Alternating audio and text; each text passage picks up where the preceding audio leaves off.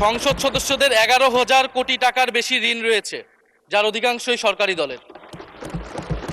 বর্তমান সরকারি দলের যারা নির্বাচনের প্রার্থী হয়েছেন তাদের 59.41% ঋণগ্রস্ত এবং যার বেশিরভাগ হচ্ছে সরকারি দলের।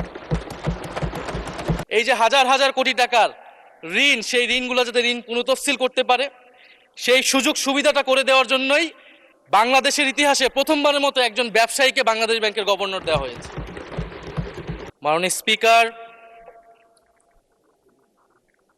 বক্তব্য ভেবেছিলাম শুরু করব অন্য বিষয় নিয়ে, কিন্তু আজকের অধিবেশনের দিনের আলোচনায় আমাদেরকে আরো বেশি অবাক করলেন মাননীয় অর্থমন্ত্রী। ফলে অর্থ সেক্টরের কিছু বক্তব্য দিয়ে আলোচনা শুরু করছি। আমরা যখনই ব্যাংকিং খাত বা অর্থ সেক্টরের আর্থিক খাতের কথা আসে, মাননীয় অর্থমন্ত্রী একটা বাক্যই বারবার বলেন যে বিএনপির সময়ে এরকম কোনো রেকর্ড নাই যে আর্থিক খাতে বিশৃঙ্খলা হয়েছে। উনি কিছুক্ষণ আগে অস্বীকার করলেন যে বাংলাদেশ ব্যাংকের গভর্নর একটা রাজনৈতিক নিয়োগ, তাদের দলের নির্বাচন কমিটির সদস্য, এবং তিনি এটা অস্বীকার করলেন। আমি মাননীয় স্পিকার টিআইবির একটা তথ্য আপনাদেরকে দিচ্ছি।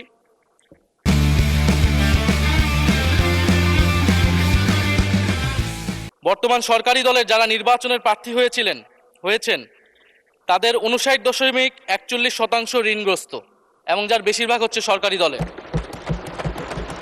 সংসদ সদস্যদের 11,000 কোটি টাকার বেশি ঋণ রয়েছে, যার অধিকাংশই সরকারি দলের।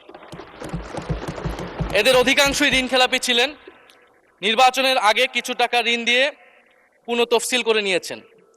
এবং বর্তমান যে বাংলাদেশ ব্যাংকের গভর্নর, তার স্পেশালিটিটা কি? তার স্পেশালিটি হচ্ছে এই ঋণ পুনঃতফসিল করা, এটাতে তিনি এক্সপার্ট। ফলে তাকে বাংলাদেশ ব্যাংকের গভর্নর কেন দেওয়া হয়েছে এটা খুব পরিষ্কার মাননীয় স্পিকার। এই যে হাজার হাজার কোটি টাকার ঋণ, সেই ঋণগুলো যাতে ঋণ পুনঃতফসিল করতে পারে সেই সুযোগ সুবিধাটা করে দেওয়ার জন্যই বাংলাদেশের ইতিহাসে প্রথমবারের মতো একজন ব্যবসায়ীকে বাংলাদেশ ব্যাংকের গভর্নর দেওয়া হয়েছে।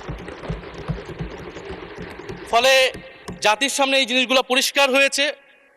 এখন সামনের আর্থিক খাতে আরো নিয়োগ তারা কি বিবেচনায় দিবেন, এই জন্য আমরা তাদের উপর আস্থা রাখতে পারছি না মাননীয় স্পিকার।